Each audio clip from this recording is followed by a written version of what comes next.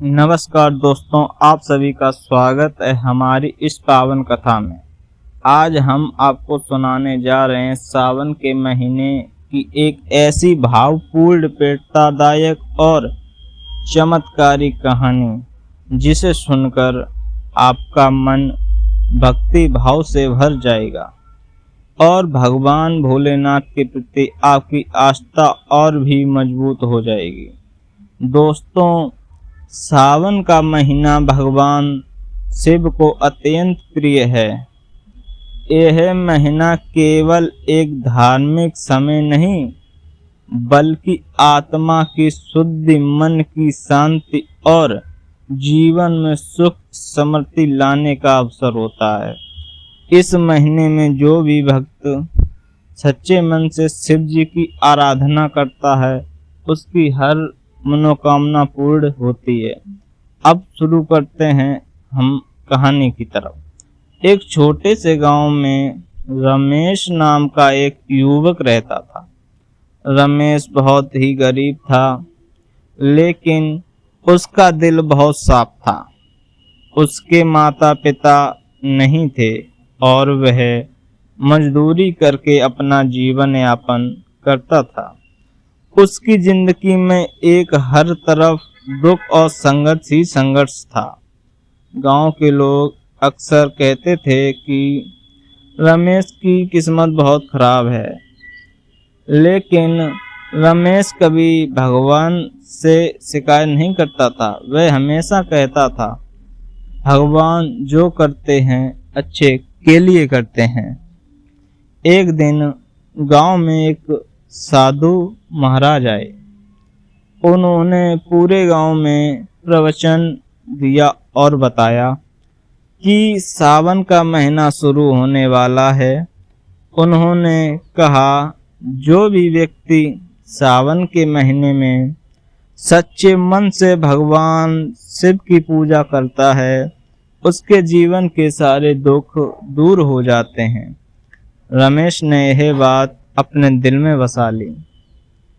सावन का पहला सोमवार आया। सुबह सुबह रमेश उठ गया। उसने पास के तालाब से पानी भरा और मंदिर की ओर चल पड़ा। उसके पास ना कोई दूध था, ना कोई बेलपत्र, ना कोई विशेष पूजा सामग्री थी, लेकिन उसके मन में सच्ची श्रद्धा थी।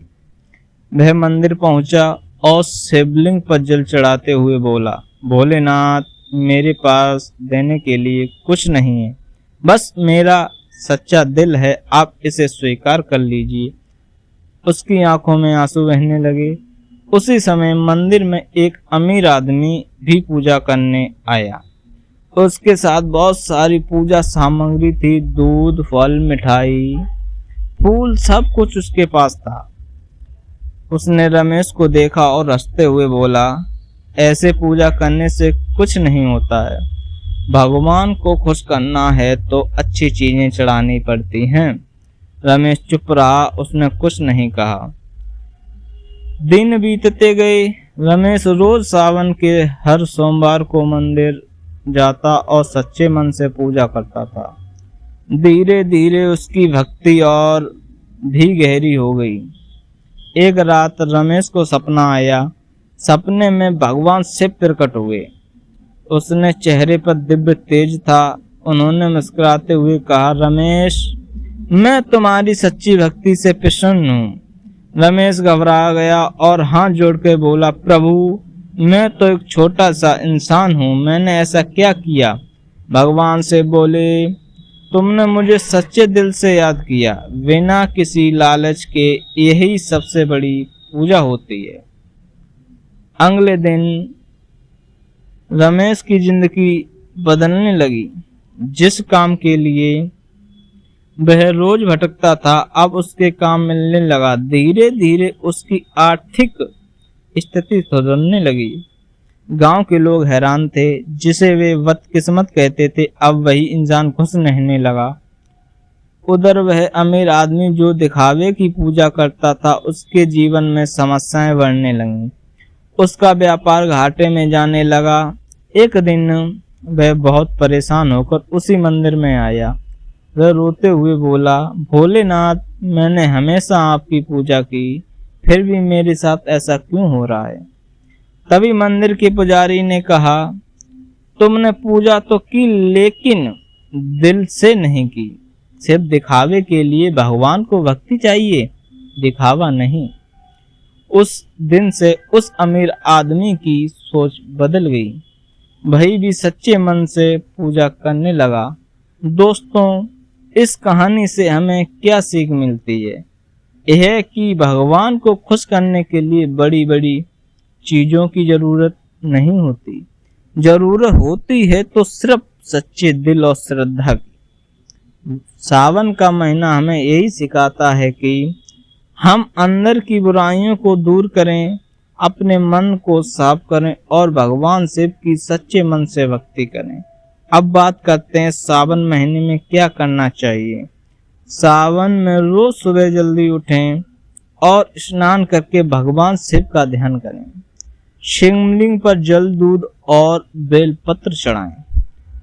ओम नमः शिवाय का मंत्र का जाप करें। सोमवार का व्रत रखें और भगवान शिव की कथाएं सुनें। और क्या नहीं करना चाहिए? सावन के महीने में झूठ बोलना, किसी का दिल दुखाना और बुरे कर्म करना बिल्कुल नहीं चाहिए। तामसिक भोजन जैसे मांस, मंद्रा से दूर रहना चाहिए। किसी भी प्रकार का अहंकार नहीं करना चाहिए। दोस्तों, सावन का महीना सिर्फ पूजा पाठ का समय नहीं, बल्कि यह हमारे जीवन को बदलने का एक सुनहरा अवसर है। अगर हम इस महीने में सच्चे मन से भगवान शिव की भक्ति करें तो हमारा जीवन रमेश की तरह बदल सकता है। अंत में यही कहानी कहना चाहूँगा, भोलेनाथ को पाने के लिए मंदिर जाना जरूरी नहीं, जरूरी है तो सच्चे दिल से उन्हें याद करना। अगर आपको यह कहानी अच्छी लगी हो तो वीडियो को लाइक, सब्सक्राइब जरूर करें और कमेंट में जरूर लिखें हर हर महादेव। धन्यवाद दोस्तों।